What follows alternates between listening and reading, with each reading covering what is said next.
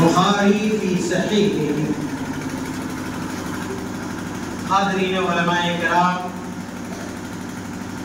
اور اس ادارے کے باوقار ذمہ داران، عہدیداران اور اس ادارے کے مؤسس اور بانی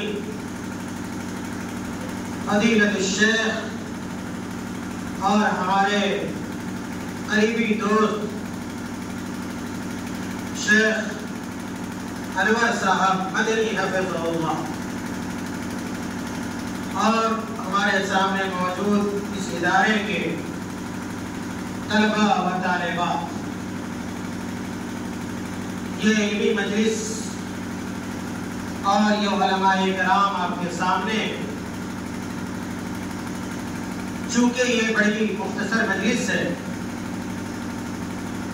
میں اس مجلس میں اللہ تعالیٰ کی توفیق سے اور اس کی مدد حاصل کرتے ہوئے آپ طلبہ، آپ طالبات کو یہ بتلانا چاہتا ہوں کہ اللہ رب العالمین نے جو آپ کو موقع دیا ہے وہ موقع ہر آدمی کو نہیں دیا. اللہ تعالیٰ جس سے محبت کرتا ہے اور جس کے ساتھ خیر کا، بھلائی کا ارادہ کرتا ہے، ایسے لوگوں کو یہ سنہرا موقع ہے. یہ علم کا راستہ ہے، یہ علم کی راہ ہے، اور یہ راہ بڑی دشوار گزار، بڑی کٹھنائیوں کو، آزمائشوں کو برداشت کرنا پڑتا ہے. آدمی کو اپنی توانائی صرف کرنی پڑتی ہے، راتوں کی نیندوں کو قربان کرنا پڑتا ہے، دل کے چین و سکون کو خارج کرنا پڑتا ہے، تب جا کے کوئی آدمی علم حاصل کرتا ہے. ماضی میں جن لوگوں نے بھی علم حاصل کیا، جن کے بارے میں آپ کتابوں میں پڑھا کرتے ہیں، اپنے اساتذہ کی زبانی سنا کرتے ہیں، ان تمام لوگوں نے بڑی محنت کے ساتھ، بڑی مشقت کے ساتھ، ریزی کے ساتھ انہوں نے علم حاصل کیا. امام یحییٰ ابن کثیر رحمۃ اللہ علیہ بڑے امام گزرے. امام مسلم رحمۃ اللہ علیہ نے ان کی اس قول کو اپنی صحیح کے اندر بیان کیا ہے. امام یحییٰ بن ابی کثیر کے صاحبزادے ان کے بیٹے عبداللہ کہتے ہیں کہ میں نے اپنے والد کو سنا یہ کہتے ہوئے کہ لا یستطاع العلم براحة الجسم. یحییٰ ابن ابی کثیر کہتے ہیں کہ جسم کی آسانی کے ساتھ، جسم کی راحت کے ساتھ کبھی علم حاصل ہو ہی نہیں سکتا ہے. اگر آپ یہ چاہیں کہ چین و سکون سے سوئے بھی اور علم بھی حاصل کریں، یہ دونوں چیزیں ایک جگہ نہیں ہو سکتی ہیں، یہ دونوں چیزیں اکٹھی نہیں ہو سکتی ہیں. میرے بھائیوں، آپ جس ادارے میں ہیں، جس ادارے میں آپ کے ادارے کا جو نام ہے، ایک عظیم شخصیت کے اوپر یہ نام رکھا ہے، اور بہت سوچ سمجھ کر یہ نام رکھا گیا ہے. جب آپ ان کی زندگی کو پڑھیے گا اور ان کی سوانح کو پڑھیے گا، حافظ بن حجر، احمد بن علی بن حجر الاسقلانی المصری رحمۃ اللہ علیہ، تو آپ کو پتہ چلے گا کہ کتنی محنت سے انہوں نے علم حاصل. درجنوں کتابوں کے مصنف ہیں، یہ حدیث پڑھنے والے، پڑھانے والے یہ جانتے ہیں کیسی کیسی عظیم کتابیں انہوں نے چھوڑی ہیں اپنے پیچھے. حافظ ابن حجر رحمۃ اللہ علیہ 8ویں صدی ہجری کے امام ہیں، 8ویں صدی ہجری کے امام ہیں، اور ان کا جو بچپنا ہے وہ یتیمی کا بچپنا، یتیمی کی زندگی گزاری انہوں نے. 4 سال کی جب ان کی عمر ہوئی، 4 سال، یہاں پہ جو بھی بچے بیٹھے ہوئے میرے خیال میں سب کی عمر 4 سال سے زیادہ ہے. حافظ ابن حجر رحمۃ اللہ علیہ جب 4 سال کے تھے تو ان کے والد کا انتقال ہو گیا. 4 سال سے پہلے ان کی والدہ کا انتقال ہو گیا تھا، یعنی ان کے والد بھی نہیں ہے، ان کی والدہ بھی نہیں ہے، پھر بھی رہے، محنت کے ساتھ، مشقت کے ساتھ. جب ان کی عمر 12 سال ہوتی ہے، 12 سال کی عمر میں ان کے جو مربی تھے اور ان کے والد نے جس آدمی کو وصیت کر دیا تھا کہ میرے بیٹے کا خیال رکھنا، بال بچوں کا خیال رکھنا، اس آدمی اپنے مربی کے ساتھ مکہ گئے، مکہ میں حج کیا.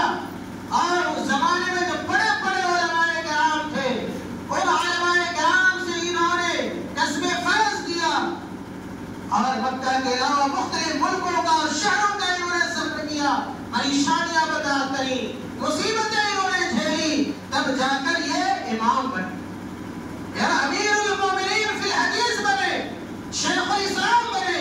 امام سیوطی رحمۃ اللہ علیہ نے ان کے بارے میں لکھا کہ یہ شیخ الاسلام. امام بقائی رحمۃ اللہ علیہ نے لکھا کہ یہ شیخ الاسلام تھے. لوگوں نے لکھا کہ یہ امیر المومنین فی الحدیث تھے. اور حدیث کی جو سب سے عظیم کتاب ہے دنیا کی، اللہ کی کتاب کے بعد جو سب سے اصح ترین کتاب ہے، اصح الکتاب بعد کتاب اللہ، آپ نے سنا ہوگا اپنے اساتذہ کی زبانی کہ وہ صحیح بخاری. امام بخاری رحمۃ اللہ علیہ کی صحیح ہے. اور اس صحیح بخاری کی سب سے معتبر اگر کوئی شرح اس دنیا میں اب تک لکھی گئی ہے تو وہ حافظ ابن حجر رحمۃ اللہ علیہ کی فتح الباری.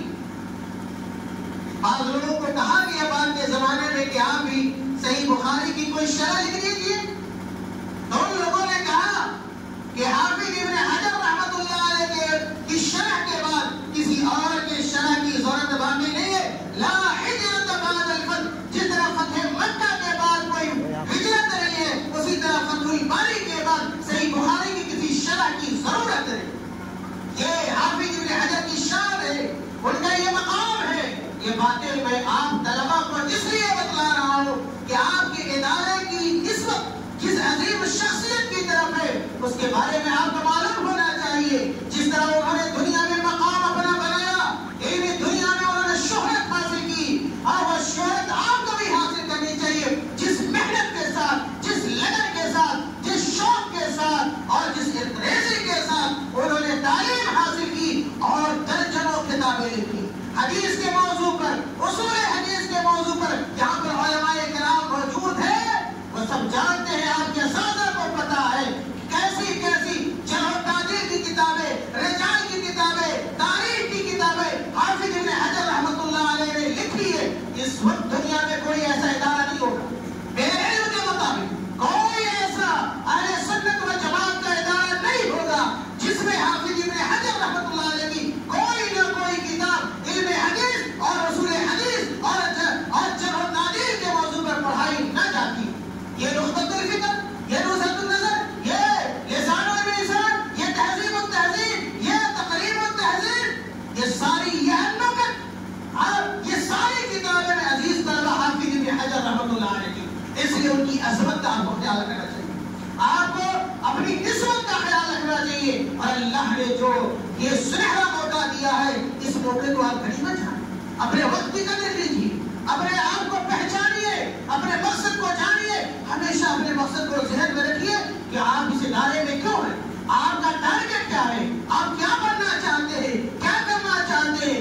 زندگی کا ایک ایک جو منٹ ہے، ایک ایک لمحہ ہے، آپ طلبہ کے لیے بڑا اہم ہے. اور وہ منٹ اور وہ لمحہ آپ کی زندگی میں دوبارہ آنے والا نہیں ہے. اس لیے اللہ تعالیٰ کا شکریہ بھی ادا کیجیے، اس کے شکر گزار ہوئیے. یہ اچھا موقع اور یہ مقام علم اور مقام علماء کے راستے پہ اللہ تعالیٰ نے آپ کو ڈالا ہے. اپنے اساتذہ، اپنے ذمہ داران اور وہ لوگ جو آپ کو پڑھاتے ہیں، لکھاتے ہیں، تربیت کرتے ہیں، ان کی حق میں دعائیں کیا کیجیے کہ جن کو اللہ رب العالمین نے ذریعہ بنایا ہے آپ کے علم کا، آپ کے عمل کا.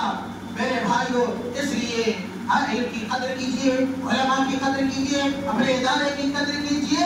اور میں اخیر میں ایک بار میں اس ادارے کے تمام ذمہ داران کا پھر سے دل کی گہرائی سے، اپنی گہرائی سے شکریہ ادا کرتا ہوں اور حوصلہ افزائی کے طور پر کے لیے کہتا ہوں کہ انشاءاللہ جس اخلاص کے ساتھ آپ نے اس ادارے کو قائم کیا ہے، اللہ اللہ تعالیٰ آپ کے اخلاص کو ضائع نہیں ہونے دے گا، آپ کی محنتوں کو ضائع نہیں ہونے دے گا، آپ کی قربانیوں کو ضائع نہیں ہونے دے گا۔ خیر سے انشاءاللہ آپ کو آپ کی مدد اللہ رب العالمین کرے گا اور اس طریقے سے حفاظت کرے گا اس ادارے کی، اس دائرے کے اساتذہ کی، ذمہ داروں کی، کہ آپ کو اس کا احساس بھی نہیں ہوگا۔ وَمَن يَتَّقِ اللَّهَ يَجْعَل لَّهُ مَخْرَجًا، جو اللہ سے ڈرتا ہے اللہ اس کے لیے راستے کو ہموار کر دے گا۔ اس لیے آپ کو ڈرنے کی ضرورت نہیں ہے، اللہ کے لیے آپ نے کام کیا ہے، ضرور اللہ تعالیٰ آپ کا حافظ ہوگا، آپ کا نگراں ہوگا، اور اللہ رب العالمین ہر خیر کی مخلوق سے آپ کی مدد کرتا رہے گا، اور اس طرح یہ ادارہ آگے بڑھتا رہے گا، آسمان کی بلندی تک پہنچے گا۔ یہ طلبہ یہاں سے اٹھیں گے، جامعہ اسلامیہ پہنچیں گے، جامعہ سلفیہ پہنچیں گے، جامعہ امام تہمیہ پہنچیں گے، اور علم کی اور علوم شریعہ کی خدمت انشاءاللہ انہی طلبہ کے ذریعے ہوگی، اور یہ سارے طلبہ اساتذہ کے لیے اور بانی کے لیے اور دوسرے لوگوں کے لیے انشاءاللہ صدقہ جاریہ ہوں گے۔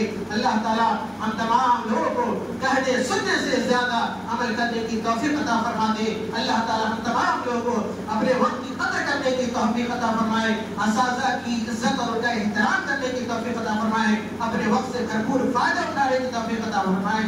آمین وآخر دعوانا ان الحمد للہ رب العالمین، والسلام علیکم ورحمۃ اللہ وبرکاتہ۔